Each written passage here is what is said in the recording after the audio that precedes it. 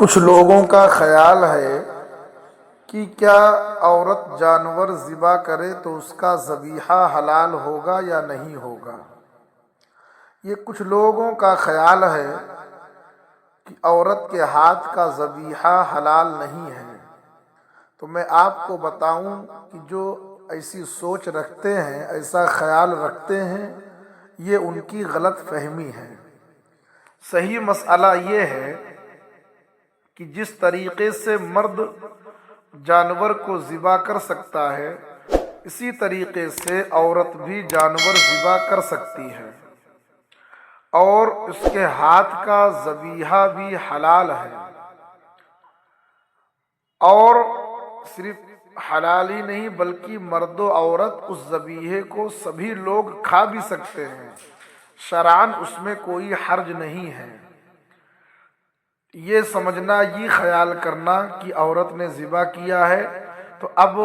اس کا ذبیحہ کھانا یہ جائز نہیں ہے، ایسا بالکل نہیں ہے، یہ غلط فہمی ہے، اس سے بچنا چاہیے، اپنی سوچ کو بدلنا چاہیے۔ جو لوگ یہ گمان کرتے ہیں، یہ خیال کرتے ہیں، یہ کہتے ہیں کہ عورت کا ذبیحہ درست نہیں، وہ لوگ گویا کی شریعت پر افترا کرتے ہیں، جھوٹ باندھتے ہیں۔ ایسے لوگوں کو توبہ کرنا چاہیے، وہ توبہ کریں۔ سیدی سرکار اعلیٰ حضرت رضی اللہ تعالیٰ عنہ فتاوی رضویہ کے اندر جلد نمبر 8 صفحہ نمبر 332 پر اس مسئلے کا ذکر فرماتے ہوئے ارشاد فرماتے ہیں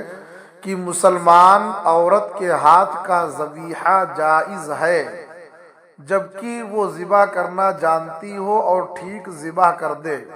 تو ایسی صورت میں عورت کے ہاتھ کا ذبیحہ جائز ہے اور اس کا کھانا بھی حلال ہے۔ ایک غلط فہمی یہ بھی ہے اور عوام میں مشہور بھی ہے کہ اگر مرغا یا بکرا یا کوئی اور حلال جانور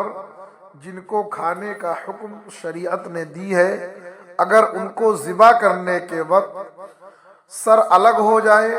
کیونکہ بسا اوقات ایسا ہوتا ہے کہ ذبح کرتے وقت سر بھی الگ ہو جاتا ہے، تو ایسی صورت میں لوگ یہ سمجھتے ہیں کہ اب سر الگ ہو گیا تو اب یہ ذبیحہ کھانا حلال نہیں ہے اور سر کو بھی کھانا درست نہیں ہے۔ حالانکہ صحیح مسئلہ یہ ہے کہ اس کے سر کو بھی کھانا درست ہے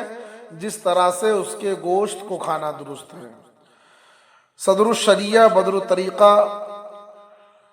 حضرت علامہ مولانا مفتی امجد علی خان علیہ الرحمہ تحریر فرماتے ہیں کہ عام لوگوں میں یہ جو مشہور ہے کہ ذبح کرنے میں اگر سر جدا ہو جائے تو سر کا کھانا مکروہ ہے، یہ کتب فقہ میں نظر سے نہیں گزرا، بلکہ فقہا کا یہ ارشاد ہے کہ ذبیحہ کھایا جائے گا۔ اس سے یہی ثابت ہوتا ہے کہ سر بھی کھایا جائے گا، لہٰذا کوئی غلط فہمی کا شکار نہ ہو اور غلط فہمی سے بچے۔ اگر مسائل معلوم نہ ہوں تو اپنے قریب کے علماء سے رابطہ کریں تاکہ جو آپ فعل کریں وہ شریعت کے دائرے میں رہ کر کے کریں اور شرعی معاملات میں اپنے عقل کو ترجیح نہ دیں۔ اللہ تبارک و تعالی صحیح معنوں میں ہم سبوں کو دین کی سمجھ عطا فرمائے۔ السلام علیکم ورحمۃ اللہ وبرکاتہ۔